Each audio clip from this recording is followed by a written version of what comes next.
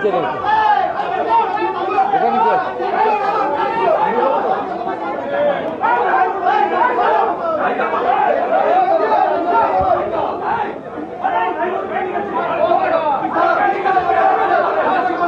আমি মোটা মোটা বলে দিচ্ছি, তারপরে আপনি একটু বলে দিলেন পরে। আপনি বিশ্রাম করুন 90 মিনিট। জল আনেন, হয়ে যাবে প্রথমবার।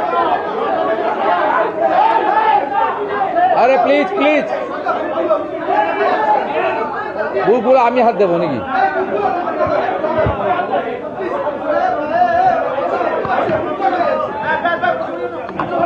কার মুখে আমি হাত দেবো?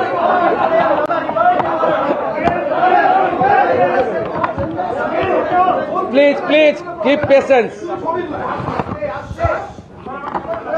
আপনাদের সবাইকে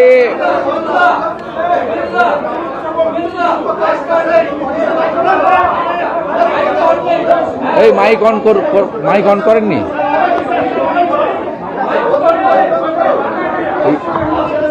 আছে পিডাব্লিউডি কোথায়? পিডাব্লিউডির কি আছে? পিডাব্লিউডির কি আছে? Mike. Hello hello hello hello hello শুভ দ্বিপ্রহর। রাষ্ট্রবাদী ডবল ইঞ্জিন পশ্চিমবঙ্গের ভারতীয় জনতা পার্টির সরকারের 8 মাসের বর্ষে নির্বাচন ছিল। নির্বাচন যে বর্ষে যে রাজ্যে হয়, সেখানে যেহেতু আমাদের সময়সীমাটা দুটো অর্থবর্ষের মধ্যেই ছিল, সেই কারণে বিগত সরকার ভোট অন অ্যাকাউন্ট পেশ করেছিলেন। এপ্রিল, মে, জুন, জুলাই এই 4 মাস ধরে ভোট অন অ্যাকাউন্টের দ্বারা আমাদের এখানকার অর্থনীতি বা বাজেট নিয়ন্ত্রিত হচ্ছে। আমরা এবারে, যদিও আপনারা পূর্ণাঙ্গ বলছেন, কিন্তু আমি বলবো 8 মাসের বাজেট, কারণ আমরা 12 মাসের অর্থনৈতিক বাজেট পেশ করার সুযোগ আমরা পাইনি নিয়ম অনুযায়ী। 2026-27 অর্থবর্ষে আগামী 31শে মার্চ 2027 পর্যন্ত এই বাজেট তার আজকে রাজ্য বিধানসভায় আমাদের রাজ্যের মাননীয় অর্থমন্ত্রী, কৃতি শিক্ষাবিদ ডক্টর স্বপন দাশগুপ্ত মহোদয় বক্তব্য পেশ করেছেন। আমার সাথে ডক্টর স্বপন দাশগুপ্ত আছেন এবং অর্থ দপ্তরের রাষ্ট্রমন্ত্রী, শিক্ষক, উত্তরবঙ্গের মুখ আনন্দময় বর্মন রয়েছেন। আপনাদের কাছে এই বাজেটে আপনারা ইতিমধ্যে যেহেতু সরাসরি আপনাদের শোনার এবং দেখার সুযোগ হয়েছে, মুদ্রিত বাজেটের বই বাংলা এবং ইংরেজি আকারে সকলকে দেওয়া হয়েছে, সব পয়েন্ট আপনারা জেনে গেছেন। এই বাজেটে 5টি শক্তিকে সামনে রেখেই বাজেটের মূল দিক নির্দিষ্ট করা হয়েছে। বাজেটের মূল দিক আপনাদেরকে নির্দিষ্ট করা হয়েছে। আপনাদেরকে এই 5টে বিষয়কে সামনে রেখেই আমাদের মূল বিষয়টা মাননীয় অর্থমন্ত্রী পড়েছেন। এবং এখানে মোট 4,38,000 এবং তারও কিছুটা বেশি কোটি টাকার বাজেট পেশ করা হয়েছে, যে বাজেট কার্যত আমাদের আয় ব্যয়ের মধ্যে এবং প্রয়োজনীয় ফান্ড সোর্স এবং কোথায় থেকে আমরা পেতে পারি এবং বিগত কয়েকটি বছরের জমা খরচের হিসাবকে সামনে রেখেই পেশ করা হয়েছে। এক্ষেত্রে এক কথায় যদি বলা যায়, এবারের বাজেটে যে 5টি শক্তির কথা বলা হয়েছে, সেবা শক্তি, শিল্প শক্তি, জ্ঞান শক্তি সহ, এই বাজেটে পশ্চিমবঙ্গের ঐতিহ্য, সংস্কৃতি, হারিয়ে যাওয়া পশ্চিমবঙ্গের গরিমা এবং সময়ের ডাক অর্থাৎ প্রয়োজনের যে প্রাসঙ্গিকতা তাকে অগ্রাধিকার দেওয়া হয়েছে। আমি বাজেট বই না পড়েই মোটামুটি আপনাদের কাছে একটা আউটলাইন বলছি, কারণ প্রায় 90 মিনিটের বক্তব্য ইতিমধ্যে সমস্ত চ্যানেলে এবং সোশ্যাল মিডিয়া প্ল্যাটফর্মে প্রত্যেকে জেনে ফেলেছেন। আমাদের এই বাজেটে অগ্রাধিকারের জায়গায় আছে পশ্চিমবঙ্গের সুরক্ষা, নাগরিকদের মর্যাদা, ভয়মুক্ত পরিবেশ এবং আমাদের যে সংস্কৃতির পুনরুত্থান, সাথে কর্মসংস্থান এবং দুটি বিষয়ে অগ্রাধিকার পেয়েছে শিল্প এবং কৃষক বা কৃষি। তার সঙ্গে আমরা উল্লেখযোগ্যভাবে গুরুত্ব দিয়েছি শিক্ষা এবং স্বাস্থ্যকে। এবং আমাদের এই রাজ্যে যারা সেবাদান করেন, আংশিক সময়ের চুক্তিভিত্তিক বিভিন্ন প্রজেক্টে কর্মরত এবং সর্বোপরি সরকারের সিদ্ধান্ত নীতি কার্যকর করার ক্ষেত্রে যে সরকারি কর্মচারীরা গুরুত্বপূর্ণ ভূমিকা গ্রহণ করেন তাদের বিষয়ে উল্লেখ করা হয়েছে। রাজ্যে ব্যাপক বিনিয়োগ এবং আইন শৃঙ্খলাকে সুদৃঢ় করা, তোলাবাজি, কাটমানি, সিন্ডিকেট, চাঁদাবাজি বন্ধ করা, সিঙ্গেল উইন্ডো সিস্টেমের মধ্য দিয়ে শিল্প এবং ব্যবসার উপযোগী পরিবেশ তৈরি করা এবং সড়ক, সেতু, রেলপথ, বিমানবন্দর এবং সমুদ্র বন্দর তৈরির মধ্য দিয়ে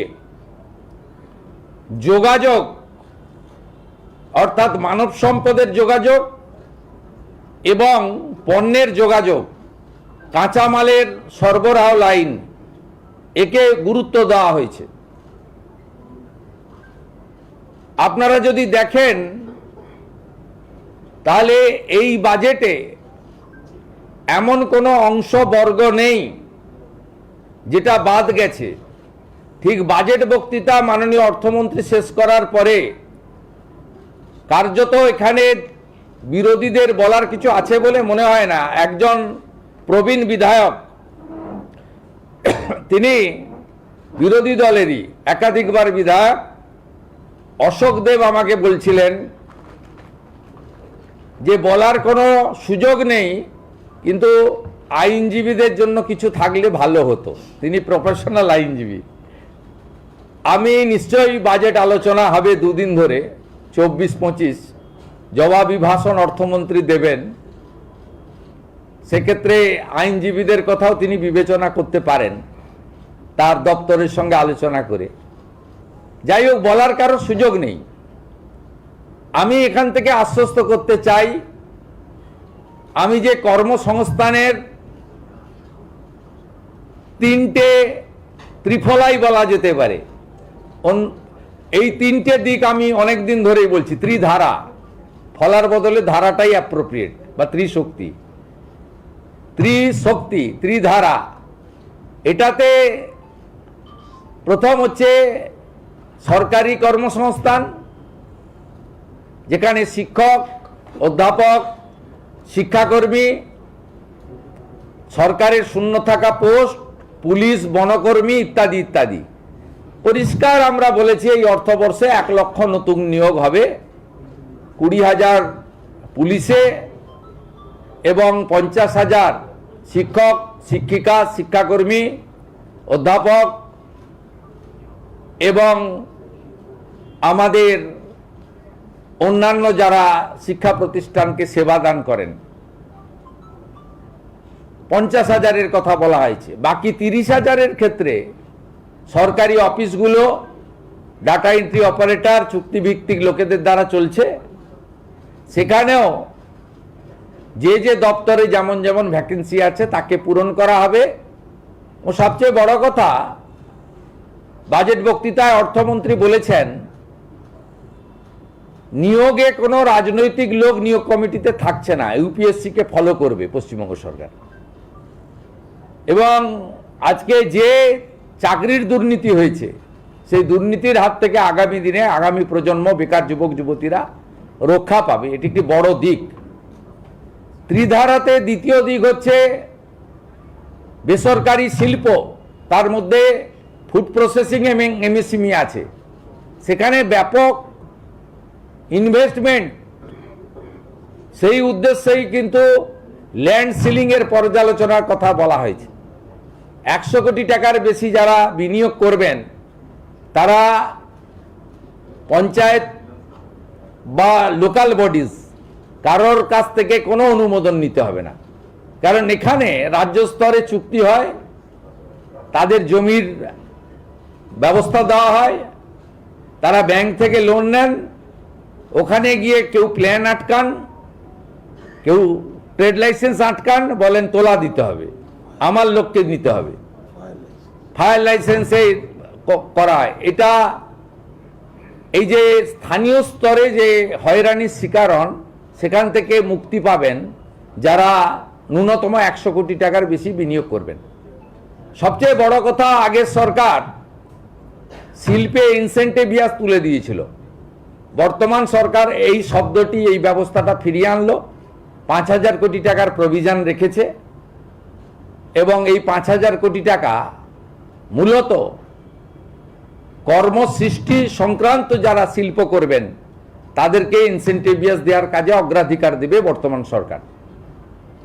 এর সাথে আমাদের আমসহ যে সমস্ত ফুড প্রসেসিং ইউনিট রয়েছে, টমেটো সহ অন্যান্য অনেক রয়েছে ফুড প্রসেসিং ইউনিট, এবং ভেরিয়াস টাইপের ভেজিটেবল ফ্রুটসেরও এখন ফুড প্রসেসিং অনেক ইউনিট হয়েছে। সেখানে তার উদ্যোগের কথা বলা হয়েছে, এমএসএমইর জন্য স্পষ্ট নির্দেশিকা রাখা হয়েছে, এর মধ্য দিয়ে ব্যাপক কর্মসংস্থান হতে পারে। তৃতীয় হচ্ছে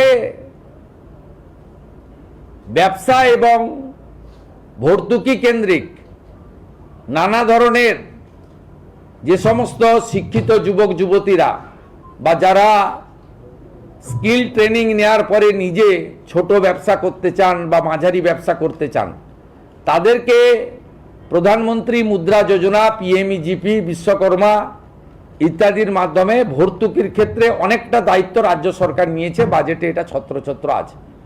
এই তিনভাবে আমাদের এখানে কর্মসংস্থানের দিগন্ত উন্মোচিত হবে। এর সুফল আগামী 6-8 মাসের মধ্যেই আপনারা দেখতে পাবেন। প্রত্যেকটা জিনিসের একটা প্রসেস থাকে, একটু সময় লাগে, এবং মহিলাদের সংরক্ষণের কথাও আমরা বলেছি। বিশেষ করে আমার পাহাড়ি লোকেদের সুবিধা হবে, ইএফআর এ দীর্ঘদিন ধরে নিয়োগ ছিল না। 1000 নতুন ইস্টার্ন ফ্রন্টিয়ার রাইফেলে নিয়োগ হবে, যার মধ্যে 30% আমাদের মহিলারা থাকবেন, বোনেরা থাকবেন। এর বাইরে যদি আপনি বলেন শিল্প কর্মসংস্থানের বাইরে অন্নদাতা ভগবান কৃষকদেরকে দুহাতে এই বাজেটে দেওয়া হয়েছে। এখন প্রায় 2500 টাকা করে ধানের কুইন্টাল, বাড়তি 200 টাকা করে দেওয়ার কথা ঘোষণা করা হয়েছে। এবং আমাদের সংকল্পপত্রে যে প্রতিশ্রুতি আছে, এই প্রতিশ্রুতি মেনে আমরা 3100 টাকা করব ধাপে ধাপে, কথা আমরা বলেছি। এবছর 200 টাকা করে বাড়তি তারা পাবেন। আমাদের কৃষির মধ্যে প্রধানমন্ত্রী কৃষি সেচাই যোজনা, 4টি জেলাকে প্রধানমন্ত্রী ধনধান্য কর্মসূচিতে যুক্ত করা, মৃত্তিকা পরীক্ষা সহ অনেকগুলো কর্মসূচি রাখা হয়েছে। সাথে সাথে প্রধানমন্ত্রী পিএম কিষাণ সম্মান নিধিতে ভারত সরকার 6000 টাকা দিচ্ছেন, আমরা আরও 3000 টাকা অতিরিক্ত দেওয়ার সিদ্ধান্ত গ্রহণ করেছি। আমরা আলু চাষিদের জন্য বিশেষ প্যাকেজ দিয়েছি। প্রত্যেক আলু চাষি তারা কুইন্টালে 200 টাকা করে ভর্তুকি পাবেন এবং তাদের বীজ এবং কোল্ড স্টোরেজ ট্রান্সপোর্টেশন এক্ষেত্রেও গুরুত্বপূর্ণ সিদ্ধান্ত নেওয়া হয়েছে। কৃষিকাজে যে বিদ্যুৎ ব্যবহার করা হয় তাতে ইউনিটে 2 টাকা ছাড় দেওয়া হয়েছে। এটা পর্যায়ক্রমে আগামী দিনে এই সরকার অনেক দিন থাকবে। আমরা কৃষকদের জন্য ধীরে ধীরে আরও করব। 2 টাকা ছাড় ইউনিটে দিয়েছি। এর জন্য রাজ্য সরকারের এই বছরই 800 কোটি টাকা যাবে। 800 crore ফর কৃষক, ওদের ইউনিটে 2 টাকা করে ছাড় দেওয়া হয়েছে। এর সঙ্গে যদি নারী শক্তি দেবী শক্তির কথা বলেন, 3000 টাকা তো ঘোষিত, 28 লক্ষ ইতিমধ্যে পেয়েছে। আগামী 1 জুলাই আরও 1,05,00,000 অ্যাকাউন্টে টাকা ট্রান্সফার হবে। তার প্রভিশন অর্থমন্ত্রী রেখেছেন 36,000 কোটি টাকা। যারা ড্রপ আউট আটকাতে গ্র্যাজুয়েট বা ইউনিভার্সিটি স্তরে ছাত্রীদের জন্য এককালীন 50,000 টাকার কথা ঘোষণা করা হয়েছে। এবং আমাদের প্রসূতি মায়েদের জন্য প্রধানমন্ত্রী মাতৃ বন্দনা স্কিমের সাথে আরও অতিরিক্ত দিয়ে, ওটাতে 5,000 টাকা পাওয়া যায়, আরও 16,000 টাকা দিয়ে 21,000 টাকা দেওয়ার কথা বলা হয়েছে। এবং 5টি পুষ্টিকর কিট প্রদানের কথা আজকে বাজেটে উল্লেখ করা হয়েছে। এবং সরকারি বাসে তো 0 ভ্যালু টিকিট ইতিমধ্যে চলছে, তার একটি পিঙ্ক কার্ড প্রবর্তনের কথা বলা হয়েছে, যাতে প্রকৃত যারা পান তারা পান, মানে এই সুযোগটা পান। মহিলাদের জন্য মহকুমা ভিত্তিক একটি থানা, তাদের সুরক্ষার জন্য দুর্গা স্কোয়াড অফিসারদের দিয়ে বানানো, আর কনস্টেবল জওয়ানদের দিয়ে, মহিলা পুলিশ কর্মীদের দিয়ে 2টি ব্যাটালিয়ন বানানোর কথা আমরা ঘোষণা করেছি, যেটা আপনারা কিছুদিনের মধ্যেই দেখতে পাবেন। কারণ আমরা পুজোর আগে 16,000 নতুন কনস্টেবলকে রাস্তায় নামাচ্ছি। ওবিসি জটে আটকে ছিল 12,000 রাজ্য পুলিশের, 4,000 কলকাতা পুলিশের। আমরা নারী সুরক্ষাকে অগ্রাধিকার দিতে চাই এবং বহু জিনিস রয়েছে, মহিলাদের শিক্ষা, তাদের সুরক্ষা, অর্থনৈতিকভাবে পিছিয়ে পড়া মহিলাদেরকে অর্থনৈতিক সাহায্য করা, বিবেকানন্দ মেরিট স্কলারশিপের মাধ্যমে শিক্ষিত মেধাবী দরিদ্র ছাত্রছাত্রীদেরকে উৎসাহিত করা, আইএএস, WBCS, IPS সহ নানা ধরনের ইউপিএসসি বা পিএসসি কেন্দ্রিক পরীক্ষার প্রস্তুতির জন্য 30,000 টাকা করে এককালীন সহায়তা করা, এ ধরনের নানা স্কিম রাখা হয়েছে। আমার যুবক ভাইরা, আপনাদের জন্য আমরা আছি। 3,000 টাকা করে অক্টোবর মাস থেকে পাবেন গ্র্যাজুয়েট যুবকরা। আর যারা গ্র্যাজুয়েট নন, যারা ন্যূনতম শিক্ষা বা একটা শিক্ষা নিয়েছেন, তার পূর্ণাঙ্গ গাইডলাইন আমরা বের করব, তারা 2,000 টাকা করে পাবেন। এক্ষেত্রে বাজেট বইতে যেটা আছে সেটা হচ্ছে, মাসে যারা 1 লক্ষ টাকার বেশি রোজগার করেন, ইনকাম ট্যাক্স পেই, তারাই এই সুযোগ পাবেন না। এটা বছরে নয়, এটা ক্লিয়ার করতে চাই। অর্থাৎ যাদের পরিবার মাসে 1 লক্ষ টাকা করে রোজগার করেন, তারা তো ইনকাম ট্যাক্স ছাড় আছে আপ টু 1 লাখ। 1 লাখের উপরে ইনকাম ট্যাক্স দিতে হয়। আপনারাও আমাদের সঙ্গে একমত হবেন, 1 লক্ষ টাকা যে পরিবারের রোজগার আছে তার নিশ্চয়ই এই ভরসা স্কিম নেওয়ার দরকার হবে না। সেটাই বলা হয়েছে। এটা কিন্তু বাৎসরিক ইনকামের ক্ষেত্রে প্রযোজ্য হচ্ছে না। সরকারি কর্মচারীদের ইতিমধ্যে বকেয়া এরিয়ার আগের সরকার কিছু দিয়ে গিয়েছিল, আমরা আসার পরে কিছু দিয়েছি। 16 থেকে 19 কার্যত প্রায় ক্লিয়ার হয়ে গেছে। এবারে ওদের বাকি 8 থেকে 15 আছে, সেটাও ফান্ড অ্যাভেলেবিলিটির উপরে আমরা দিয়ে দেব। কর্মচারীরা অ্যাসিওর থাকতে পারেন, কারণ আপনাদের আন্দোলনের আমিও একটা পার্ট ছিলাম। আপনাদের কেন্দ্রের সঙ্গে রাজ্যের তফাৎ ছিল 42%, আমরা 20% ডিক্লেয়ার করে দিলাম। অক্টোবরে পেয়ে যাবেন, অক্টোবর থেকেই পেয়ে যাবেন। এবং আমরা আপনারা এতদিন ধরে আপনাদের অনেক কথা বলেছেন, প্রাক্তন মুখ্যমন্ত্রী অপমান করেছেন, ভিক্ষা দেওয়ার মতো 2% 3% দিয়েছেন, কখনো বলেছেন ঘেউ ঘেউ করবেন না। আমি আপনাদের বন্ধু হিসেবে কথা দিচ্ছি যে আর কয়েকটা মাস সময় দেন, অর্থমন্ত্রী অর্থ রাষ্ট্রমন্ত্রীকে পাশে নিয়ে, যে আমরা একবার করে দেবো, দ্রুততার সঙ্গে করে দেবো, একটু সামলে নিতে দেন। মাত্র 1.5 মাস বয়স এই সরকারের, এবং বিপুল ঋণের বোঝা আছে, সব দিক সামলে এগোতে হচ্ছে। আপাতত 20% আপনাদের দিলাম, পুজোর মাসেই অ্যাকাউন্টে পেয়ে যাবেন। আমরা পুজোর মাসেই আপনাদের অ্যাডভান্স অ্যাকাউন্টে ঢুকিয়ে দেবো, অক্টোবর মাসে 20% দিয়ে। এবং বাকি যে গ্যাপ থাকলো 22%, সেটাও ধীরে ধীরে ধীরে ধীরে অপেক্ষা করুন আরেকটা বাজেট পর্যন্ত, ডক্টর স্বপন দাশগুপ্তর আরেকটা বাজেট পর্যন্ত আমি আছি সাথে, আপনাদের কোনো অসুবিধা হবে না। 7th পে কমিশনের কমিটি করে দেওয়া হয়েছে, সহযোগিতা করুন। আমি টার্গেট বেঁধে দিয়েছি, ডিসেম্বরের মধ্যে পে কমিশনের রিপোর্ট দিয়ে দিবে, তাহলে জানুয়ারি মাসে আপনাদের কার্যকর করে দেবো আমরা। 7th পে কমিশন কার্যকর হলে আগামী অর্থবর্ষে, অর্থাৎ 28-29 অর্থবর্ষে 8th পে কমিশনেরও কাজ, যা দিল্লিতে কেন্দ্রীয় সরকারের আয়োজন হয়েছে, আমরা সেটাও বিবেচনার সঙ্গে দেখব। আমি কোন কথা ছাড়ি আর কোন কথা বলি, মূল কথাগুলো বলে গেলাম আপনাদের এখানে। এবং আপনারা নিশ্চিন্ত থাকুন, সবাই সহযোগিতা করুন। প্রচুর দুর্নীতি হয়েছে, বিধবা ভাতা পেয়েছে পুরুষ, লক্ষ্মীর ভাণ্ডার পেয়েছে পুরুষরা। এভাবে সরকারি টাকা দেয়া যায় না। অনেকে সোশ্যাল মিডিয়ায় অনেক জ্ঞান দেন, আমরা শুনি দেখি, এটা অপেক্ষা করুন না। দুজনকে তো, একজনকে তো 34 বছর দিয়ে দিলেন, তালা লাগানোর কাজ ছাড়া আর কিছু করেনি।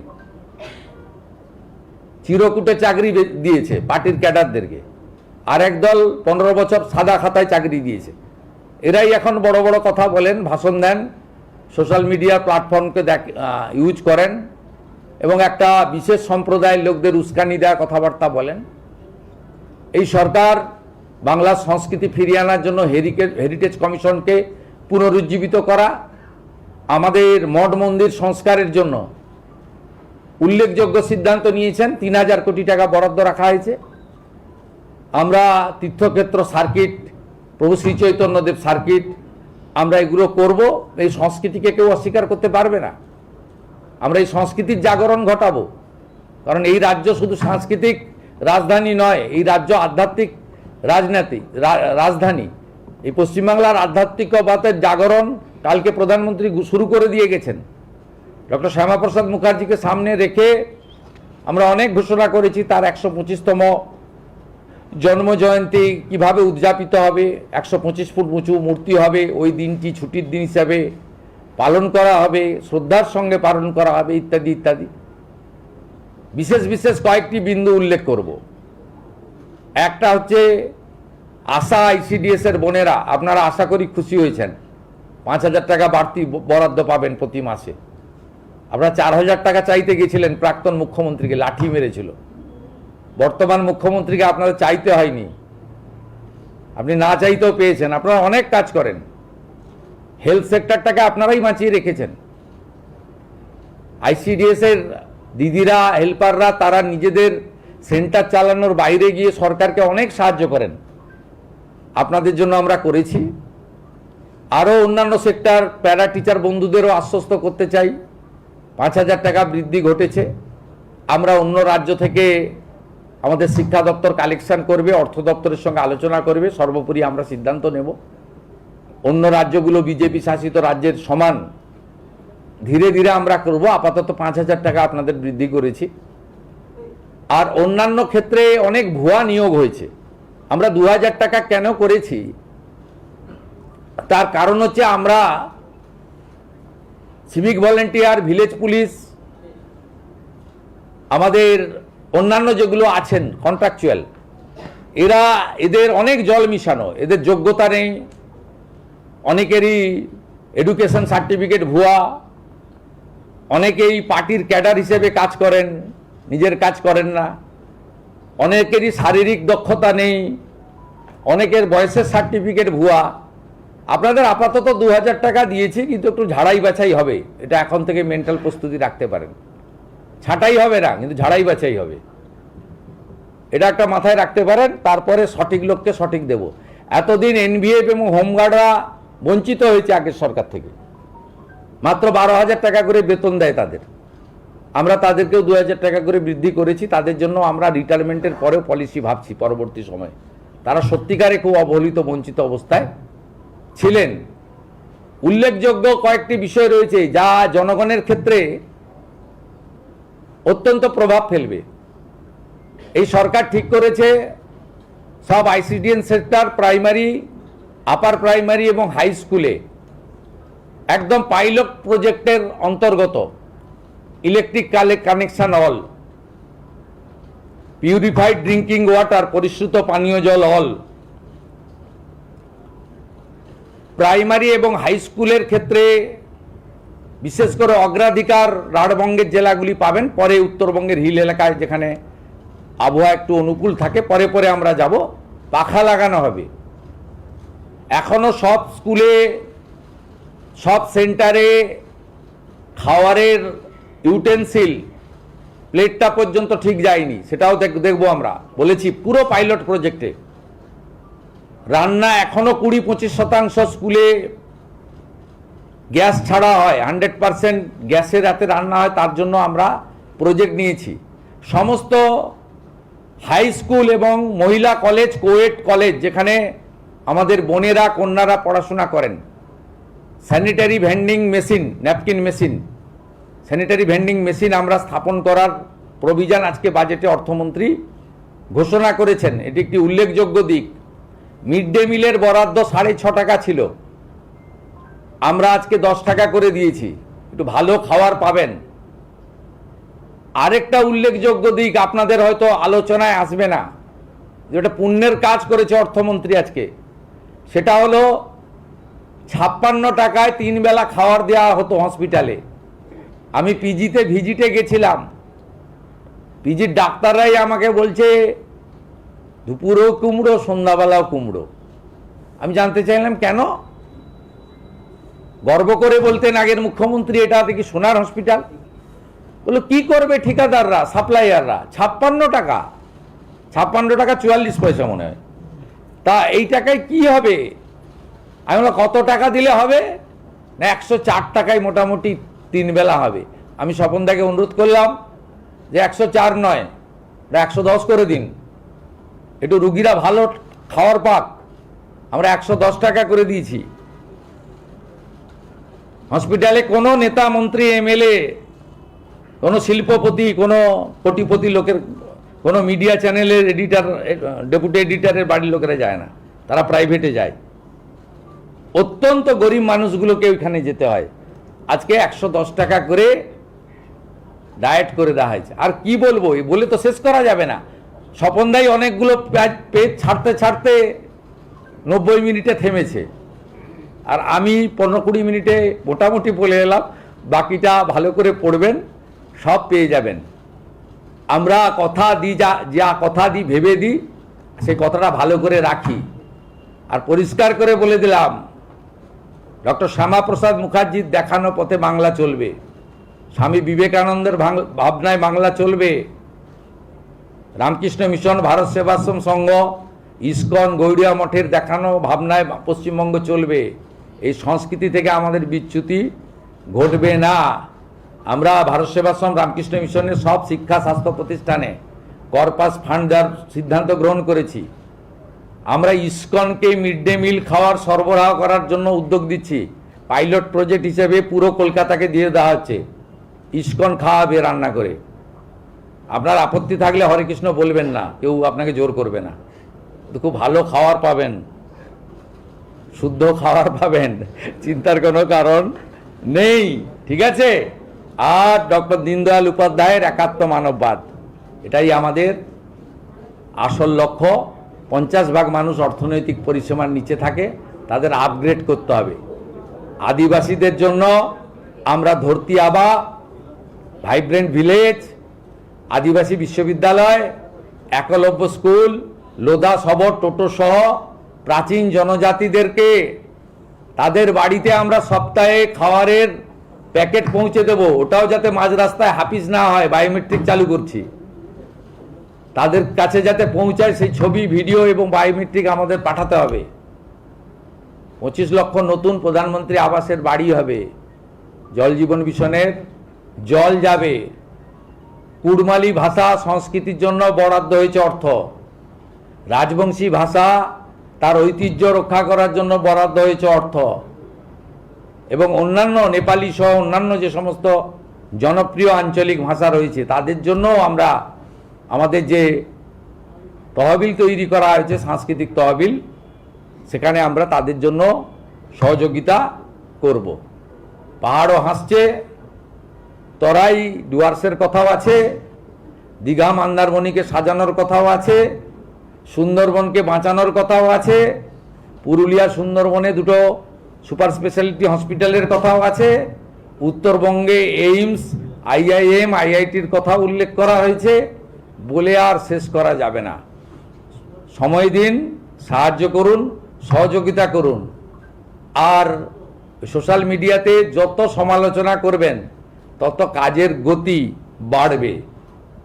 এটুকুই বলে আজকের বাজেটকে মুখ্যমন্ত্রী হিসেবে স্বাগত জানিয়ে মাননীয় অর্থপূর্ণমন্ত্রী, অর্থ রাষ্ট্রমন্ত্রী সহ প্রধান সচিব সহ অর্থ বিভাগ যেভাবে এই অল্প দিনের মধ্যে একটি ইনক্লুসিভ বাজেট, বহুমুখী উদ্দেশ্যযুক্ত এবং অর্থনীতিকে সুন্দরভাবে গাঢ় করে, অতিরিক্ত ঋণ নেওয়ার কথাও বলা নেই, আবার অতিরিক্ত ডেফিসিটও নেই, সামান্য 1-2 কোটি টাকার ডেফিসিট আছে, একটা সুন্দর বাজেট এখানে প্রতিস্থাপিত করেছে। আমি আশা করব আপনারা সবাই খুশি।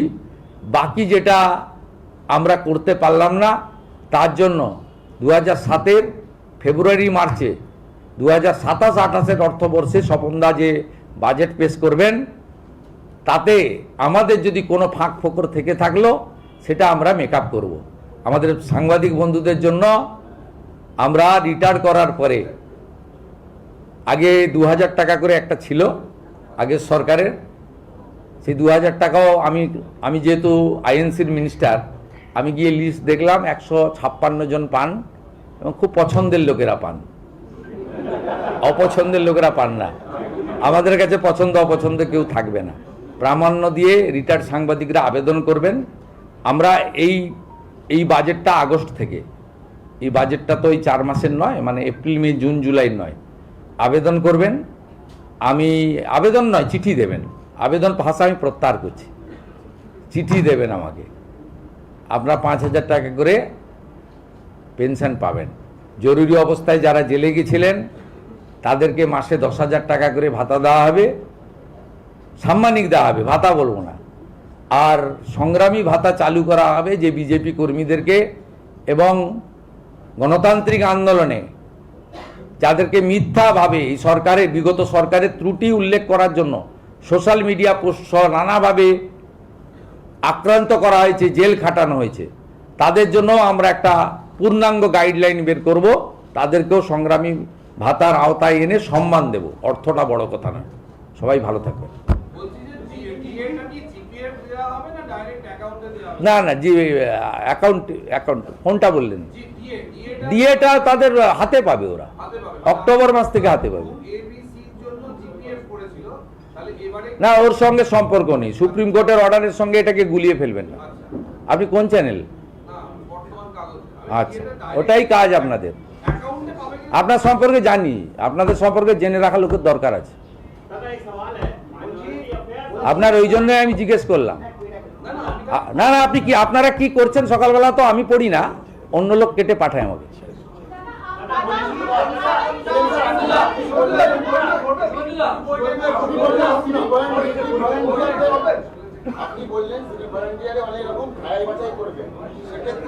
সিভিক ভলেন্টিয়ার শুধু বলিনি, আপনারা বাংলা সহায়তা কেন্দ্রে যে আইপ্যাকের লোকগুলোকে ঢুকিয়েছেন, আইপ্যাকের লোক হলেও ঢুকতে পারেন, অপরাধ নয়। ঝাড়াই বাছাই যোগ্যতার ভিত্তিতে হবে। আপাতত সবাইকে তো রাখছি, ছাঁটাই তো হবে না বলছি, খুব ক্লিয়ার। এই সরকার কাউকে ছাঁটাই করবে না, কিন্তু ঝাড়াই বাছাই তো করবো। আপনি যে পোর্টাল থেকে এসেছেন, পপুলার পোর্টাল দিওয়াল, সেখানেও তো ঝাড়াই বাছাই মাঝে মাঝে হয় না?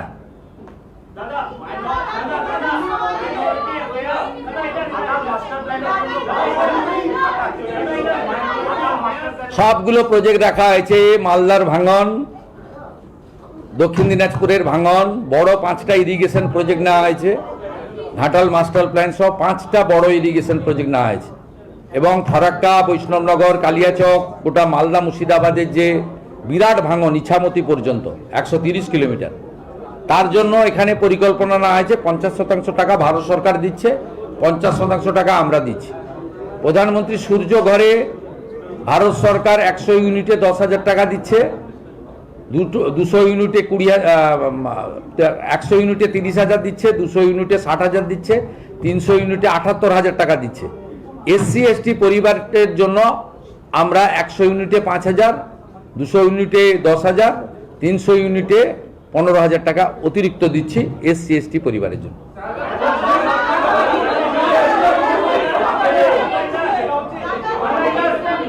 স্বপনদাকে ধরুন ভালো করে, 3 ঘন্টা আটকে রাখুন।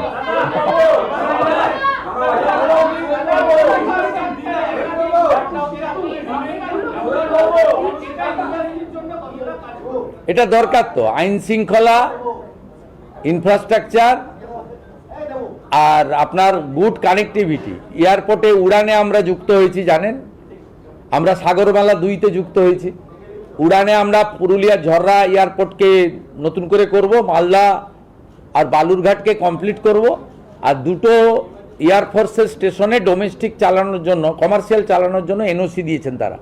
তারা জমি চেয়েছিলেন হাসি মারার জন্য 25 একর আর কলাইকুণ্ডার জন্য 37 একর। আমরা অলরেডি ল্যান্ড হ্যান্ডওভার করার প্রসেস শুরু করে দিয়েছি।